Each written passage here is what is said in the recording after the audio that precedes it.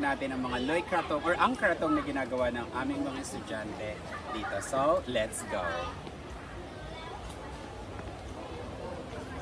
So, ito yung group 1 and 2. Gumagawa sila ng kratong.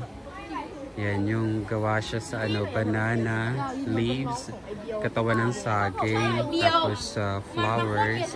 Actually, yung ibang kratong, sobrang dami ng mga decorations. O yung isa pa patapos na. That one is so nice. Bongga. So, sa taas, naroon yung other groups. 3, 4, and 5. Gumagawa rin sila ng kratong. At parang may Pilipino. Hi, Kuya! And then after nyan, matapos yung kratong, bababa yung mga bata. Pupunta dito sa ilog. Ayan.